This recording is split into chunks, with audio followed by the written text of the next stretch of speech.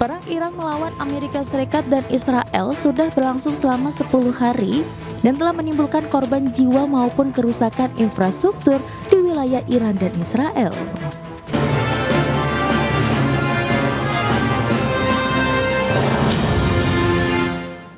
Ya, pemirsa, perang Iran melawan Amerika Serikat dan Israel masih terus berlangsung dan bahkan semakin memanas. Kondisi ini pun dikhawatirkan akan mengganggu jalur logistik internasional serta kebutuhan ekspor dan impor nasional.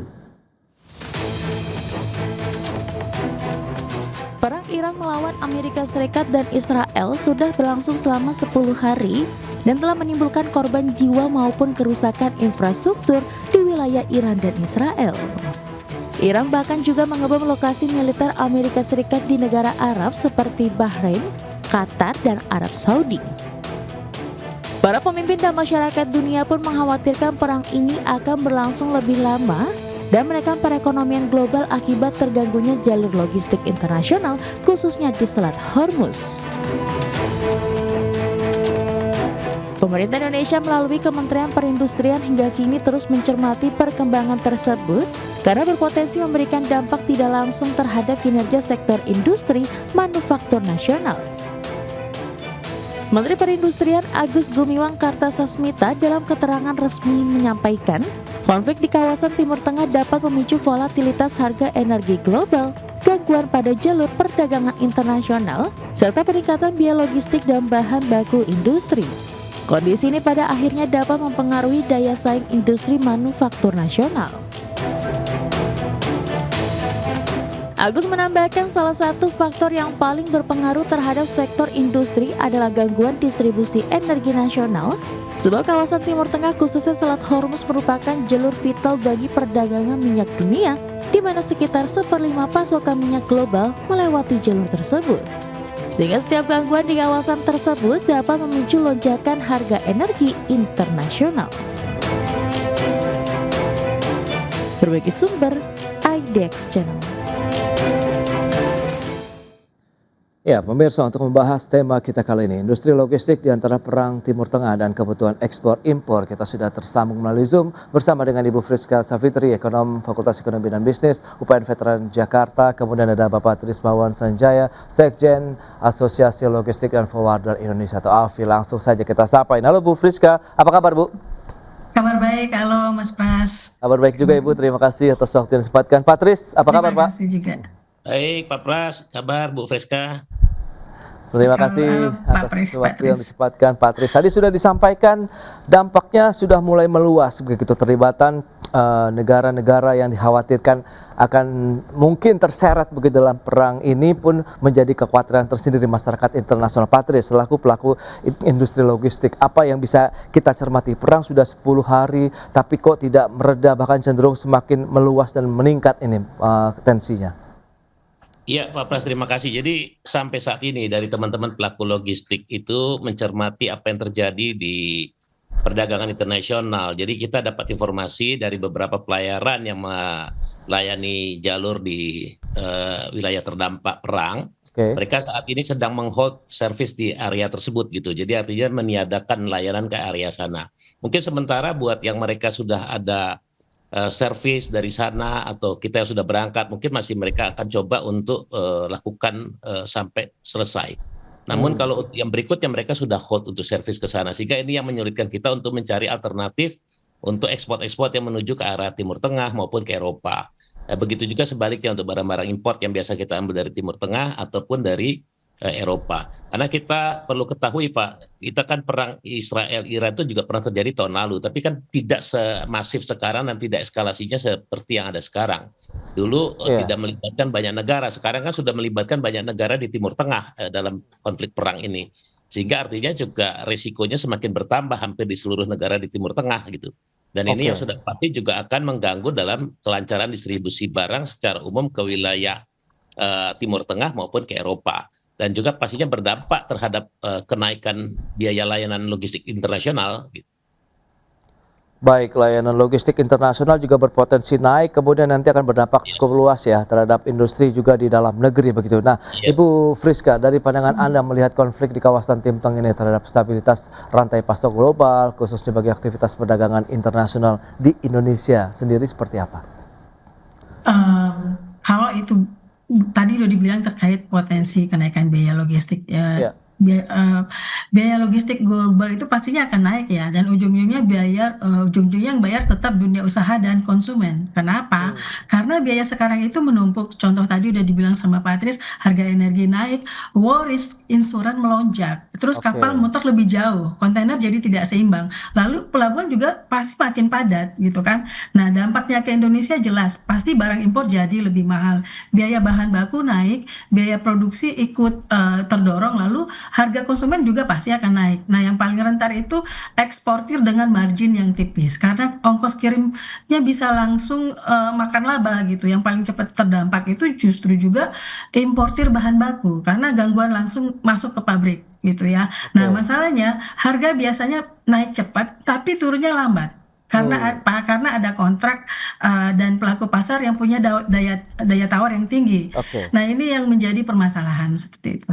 Baik. Nah, kalau dari sisi jalur perdagangan, kemudian potensi kenaikan biaya logistik terkait dengan perang di Timur Tengah ini terhadap barang impor ekspor Indonesia sendiri akan seperti apa kenaikannya, Bu Friska, menurut pandangan Anda begitu? Oke, kalau jalur dagang global terganggu, sektor ekspor Indonesia yang paling rawan bukan otomatis yang paling besar ya, pasti yang Oke. bergantung pada waktu, margin dan kontrak. Nah, kalau saya sebut di sini ada 3 risk. Pertama itu time sensitivity, manufacture dan komponen paling rentan karena buyer global itu butuh barang yang datang tepat waktu, bukan hanya sekedar datang.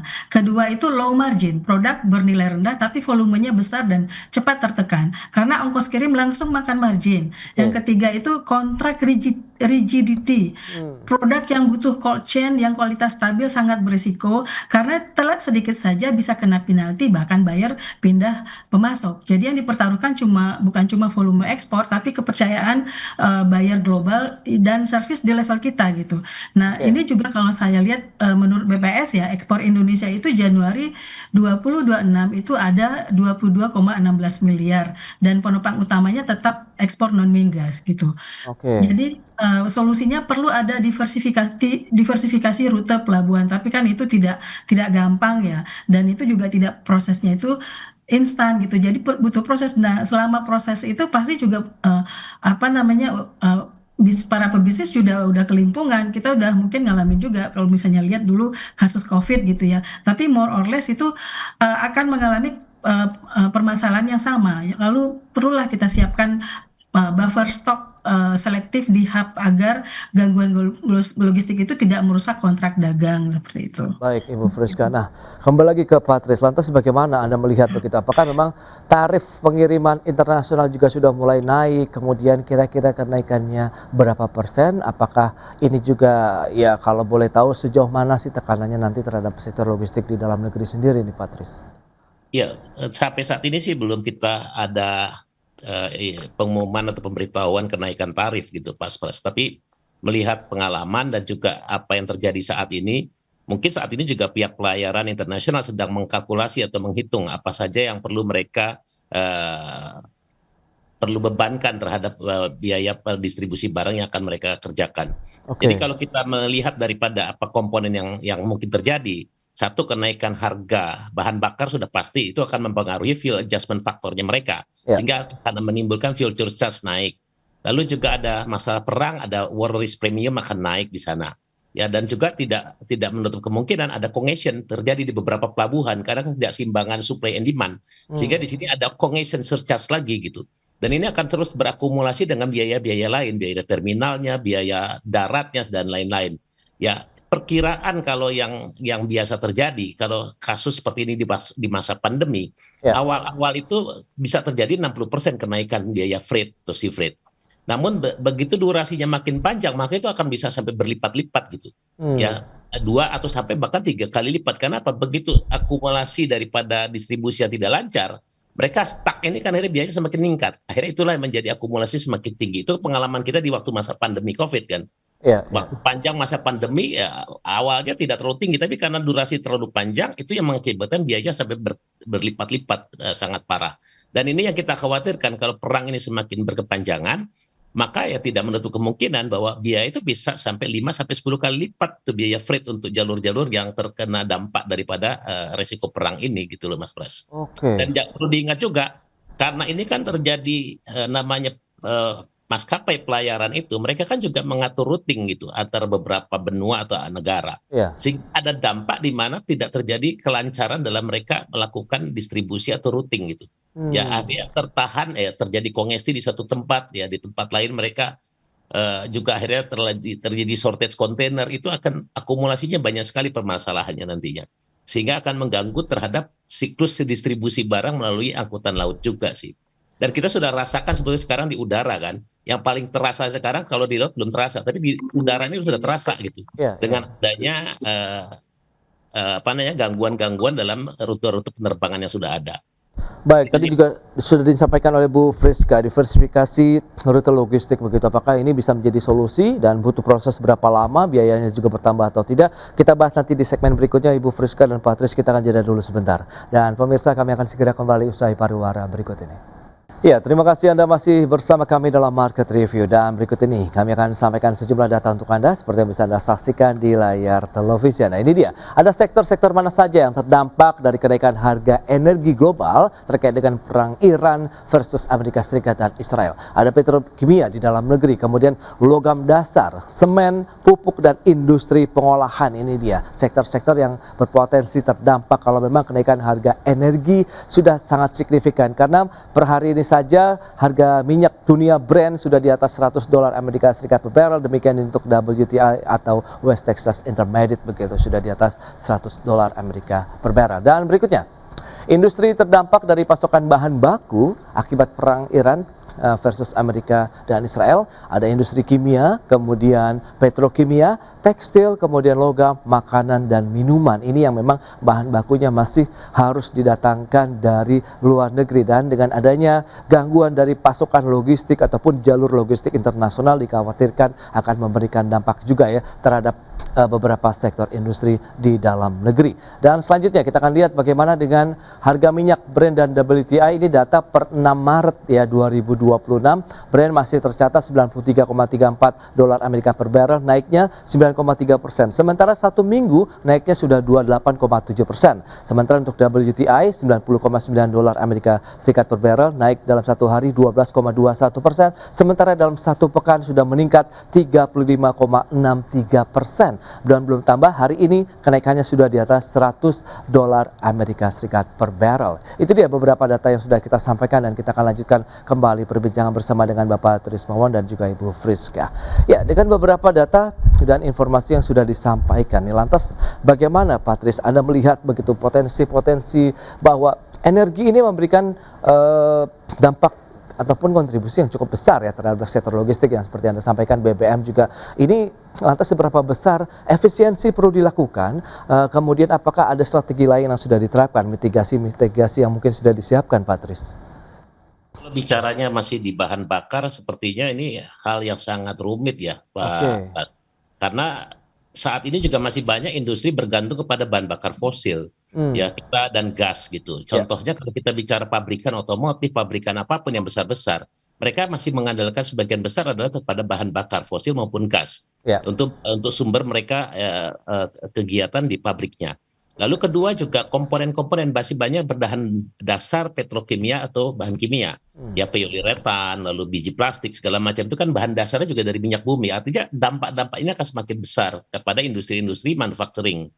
Lalu juga kalau kita bicara dari sisi ekspor kita, ya kita ekspor ke Timur Tengah atau ke negara-negara di sekitar sana itu kan untuk bahan makan, ya hasil pertanian, bahan olahan. Kalau kita juga nggak bisa kirim, artinya kan juga akan terjadi stuck gitu. Kegiatan ekspor dan impor yang stuck ini udah pasti akan melemahkan atau mematikan kepada keberlangsungan industri logistik di dalam negeri juga pastinya. Oke. Apalagi kita perlu ketahui Pak Pras ya, Iya, iya. pelaku logistik nasional kita kan nggak ada diasporanya, kita selalu mengandalkan asing di luar.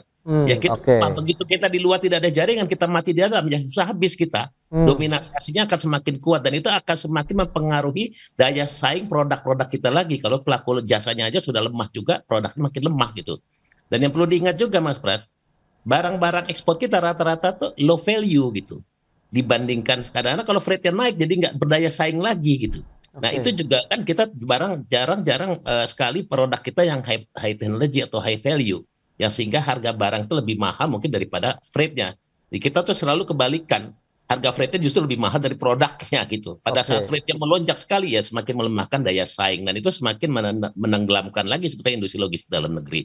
Apalagi diaspora kita juga lemah, tidak ada sama sekali. Itu sih Pak Pras gambarannya. Oke, itu dia sangat sensitif ya terkait dengan pergerakan harga energi Iya. juga begitu untuk industri logistik nasional. Nah, Bu Friska, lantas sejauh mana ini bisa menekan lagi-lagi kalau kita bicara mengenai daya saing ya produk Indonesia. Mengingat tadi ada beberapa informasi yang sudah disampaikan, sektornya cukup banyak yang terdampak yang bergantung dengan harga kenaikan energi, kemudian bergantung juga terhadap impor bahan baku ke Indonesia begitu ya, Bu Friska. Oke, kalau kita lihat Indonesia ya, dilihat dari sisi Indonesia, Indonesia pada saat ini dengan kejadian ini mungkin bisa dibilang cukup oke ya. Saya nggak mau bilang kuat kalau karena nanti akan pasti banyak impact ya. Tapi sejauh ini kita juga nggak boleh merasa aman gitu, karena kita punya modal besar. Pertama itu Indonesia itu adalah negara kepulauan, jadi logistik itu bukan pilihan tapi kebutuhan nasional. Nah, Oke. kedua kita punya pasar domestik yang besar, jadi investor logistik tetap melihat Indonesia itu menarik karena memang dari dulu Indonesia itu sudah seksi untuk seluruh negara ya, karena kita pasar yang besar. Nah, dari sisi bantalan makro, cadangan devisa 2025 juga masih kuat sekitar 156,5 miliar setara dengan 6,4 bulan impor. Tapi titik lemahnya juga jelas, biaya logistik domestik kita itu makin tinggi. Dokumen resmi dan berarti itu akan perlu dokumen resmi. Kemenko juga mencatat angkanya masih sekitar 14,3% dari PDB 25. Lalu masalah kita bukan cuma pelabuhan, tapi juga proses. Data kita belum selalu nyambung gitu. Dokumen masih berulang dan distribusi antar daerah aja kadang masih terhambat aturan yang tidak sinkron. Nah, jadi yang harus dibenahi cepat ada 3. Pertama, pemeriksaan berbasis resiko. Jangan semua barang diperlakukan sama. Kedua, integrasikan komponen supaya pelaku usaha tidak bolak-balik urus data yang sama begitu ya. Nah, yang ketiga itu kurangi hambatan distribusi di daerah supaya barang tidak mahal hanya karena macet di proses lokal. Nah, ini yang sering terjadi. Jadi intinya ketahanan itu bukan cuma pelabuhan besar, tapi proses yang cepat dan bisa diprediksi. Pada saat ini, dalam situasi geopolitik yang panas, yang menyelamatkan perdagangan itu adalah proses yang rapi, cepat, dan pasti. Nah, itu memang harus putar otak para pengusaha untuk mencari jalur yang lain. Itu yang tadi juga sudah disebutkan oleh Pak Tris, seperti itu. Oke, lantas butuh bantuan ataupun mungkin perhatian seperti apa yang diharapkan dari pemerintah untuk menyikapi kondisi saat ini? Kita akan bahas nanti di segmen berikutnya. Kita akan jeda kembali sebentar, Pak Tris dan juga Ibu Friska. Dan pemirsa, kami akan segera kembali sesaat lagi.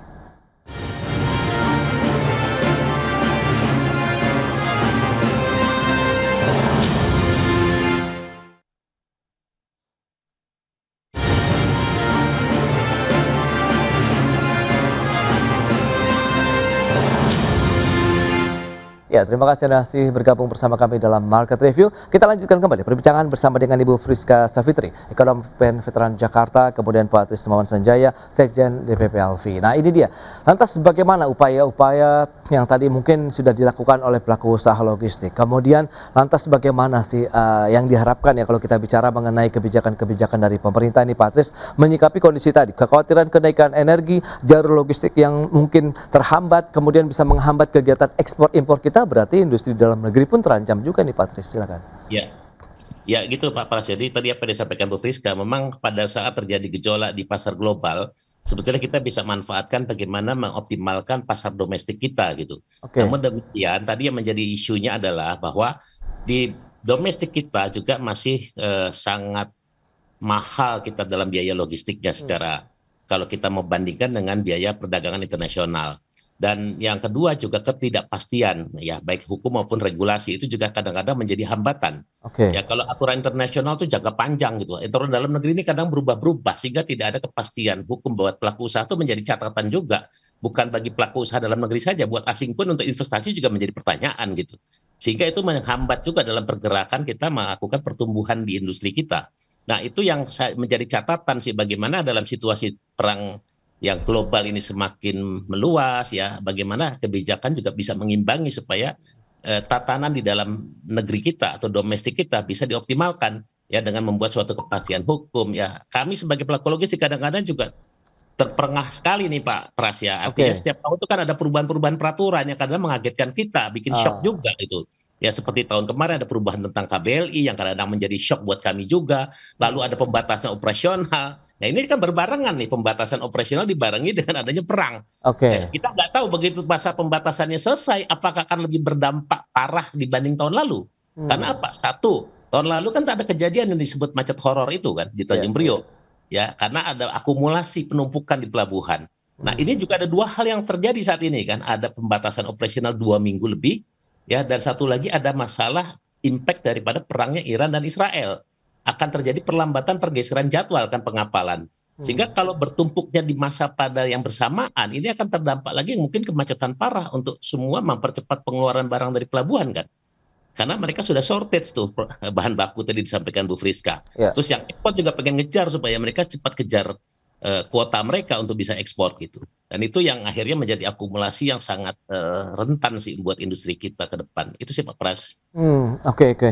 Nah, Bu Friska, lantas bagaimana kira-kira mungkin, solusi yang win-win begitu kalau kita bisa sampaikan begitu ya kepada, masyarakat, pelaku usaha dan juga pemerintah untuk menyikapi kondisi saat ini? Karena kan kita tidak tahu juga perang ini akan berakhir sampai kapan, kemudian tekanannya juga seberapa kuat lagi ke depan yang masih perlu dihadapi. Sementara di dalam negeri kita pun ya mungkin masih tertekan juga nanti APBN kita dengan kenaikan harga energi di luar sana begitu, Ibu. Silakan. Oke, kalau mungkin saya mau wrap up ya, Ya. sederhanakan aja. Tugas pemerintah sekarang itu bukan cuma memastikan barang tetap jalan, karena itu pasti para pebisnis, para pengusaha sudah berpikir sejauh itu. Oke. Tapi tugas pemerintah itu adalah memastikan ongkosnya jangan Mmm, bikin usaha megap-megap gitu. Jadi ada 3 langkah cepat. Pertama, perkuat trade finance dan penjaminan supaya eksportir importir itu tidak kehabisan nafas saat barang telat dan modal kerjanya terkunci gitu ya.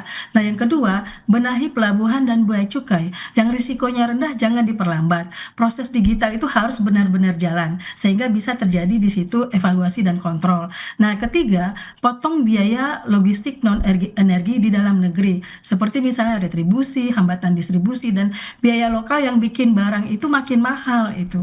Nah, ini penting karena biaya logistik Indonesia pada tahun 2025 itu masih sekitar 14,3% dari PDB. Nah, untuk jangka menengah itu ada 3 pekerjaan rumah besar. Satu, perkuat armada dan layanan logistik nasional. oke. Bangun cold chain yang lebih serius dan satukan data logistik nasional supaya dokumen pelabuhan dan distribusi itu tidak jalan sendiri-sendiri. Kita ini sudah harus centralize semua seperti itu. Nah, saya tidak mau mengkritik, tapi saya menyarankan pemerintah jangan tunggu harga naik baru sibuk rapat seperti itu ya. Mungkin udah harus ada mitigasi dari sekarang. Kebijakan itu harus lebih cepat mengunci ekspektasi dan memangkas biaya transaksi. Karena yang kita jaga bukan cuma barang bergerak, tapi daya saing juga ikut bergerak seperti itu. Jadi Oke. sistem nasional logistik ekosistem itu memang seharusnya dirancang untuk memangkas waktu dan biaya logistik lewat integrasi proses dan itu harus dipercepat implementasinya. Jadi di tengah krisis global ini musuh kita itu bukan cuma jarak, tapi biaya yang menumpuk di setiap distribusi, terutama di nasional seperti itu. Baik, Mungkin itu. Ibu Friska. Nah, Pak Tris, lantas seberapa kuat juga akhirnya kalau kita bicara mengenai sistem logistik nasional kita begitu untuk menghadapi tekanan global saat ini? Kalau memang di daerah Timur Tengah begitu ada hambatan, apakah daerah lain masih bisa menjadi salah satu penopang begitu untuk kinerja industri logistik nasional kita? Atau Anda melihat sama saja begitu dalam artian kondisi ini berimbas ke banyak wilayah perairan-perairan logistik lainnya begitu, Pak Tris? Ya ini kan kalau kita lihat sumber energi terbesar 20%, 30% ada di Timur Tengah. Hmm, Semua negara industri pasti mengandalkan bahan bakar gitu, yang oke, membutuhkan energi. ya. Sehingga kalau sumber energinya aja terhalang, artinya kan seluruh kehidupan industrinya juga akan terganggu gitu. Hmm, Sehingga untuk target ekspor impor kita ke negara alternatif atau apa, selama hambatannya ada di energi, ya kita juga sulit gitu Mas Pras gitu. Oke. Ya, dan hanya kesulitan kita bukan hanya masalah di distribusi, tapi produk-produk yang harus diproduksi oleh industri juga nggak akan berjalan dengan baik gitu, nggak akan keberlangsungannya nggak akan terjaga dengan baik gitu. Kalau industrinya tidak terjaga dengan baik keberlangsungannya, logistik kita juga akan terhambat gitu. Dan kelemahan Indonesia juga, kita ini kan pelaku logistik kita tidak punya diaspora di negara-negara lain gitu, yang mencari pasar di negara lain. Oke. Kita hanya menunggu gitu. Beda kalau mungkin pelaku logistik asing gitu, mereka punya di beberapa jaringan di seluruh negara, sehingga mereka lebih gampang cari akses pasar lain gitu. Ya. Untuk mereka jual servis mereka. Di kita nggak ada, kita hanya mengandalkan market industri gitu, atau market transaksi ekspor import yang kita terima atau kita kirim, itu saja. Apalagi Incoterm kita juga kan sangat lemah selama ini. Mungkin Bu Friska tahu ya, kita kalau import Incoterm kita kan selalu pengen terima di tempat gitu. Kita hanya melanjutin distribusi akhir saja. Ekspor kita maunya ekspor, si pembeli yang ambil ke kita. Ini sehingga sangat melemahkan. Begitu terjadi gejolak global, sangat melemahkan sekali daya saing industri logistik gitu Mas Pras. Oke, harapan terakhir nih Pak Tris untuk menyikapi kondisi saat ini ke depan, mengingat kita mungkin harus menyiapkan mitigasi jangka panjang begitu sepertinya Pak Tris. Jadi kalau satu yang kita perlu Bu ini ya pikirkan Pak Pras ya Bu Friska, bahwa di Indonesia kita logistik belum ada undang-undangnya, masih terpecah-pecah ya, dan begitu banyak kementerian instansi yang terlibat sehingga itu susah dalam sinkronisasi dalam kebijakan.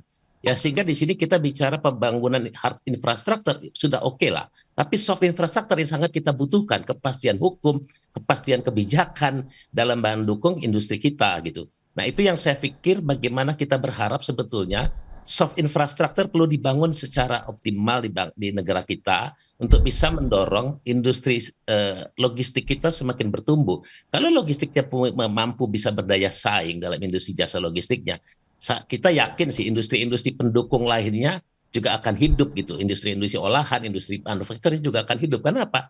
Biaya logistik yang efisien dan yang bisa berdaya saing, maka itu menjadi daya tarik tersendiri buat industri-industri yang akan berusaha di suatu negara. Itu sih gambarannya Mas Pras. Itu dia ya, kita perlu ada payung hukum yang lebih kuat lagi untuk menyikapi kondisi-kondisi seperti saat ini, sehingga nanti diharapkan lebih konkret, kemudian aturannya juga lebih jelas begitu ya, dari top to bottomnya begitu, sehingga lebih clear begitu pada saat mungkin implementasinya di lapangan untuk aturan-aturan logistik di dalam negeri. Baik Ibu Friska, kemudian Pak Tris, terima kasih banyak atas informasi, update dan juga insight yang sudah diberikan kepada pemirsa pada hari ini. Sampai berjumpa kembali Bu, salam sehat Pak Tris, terima kasih.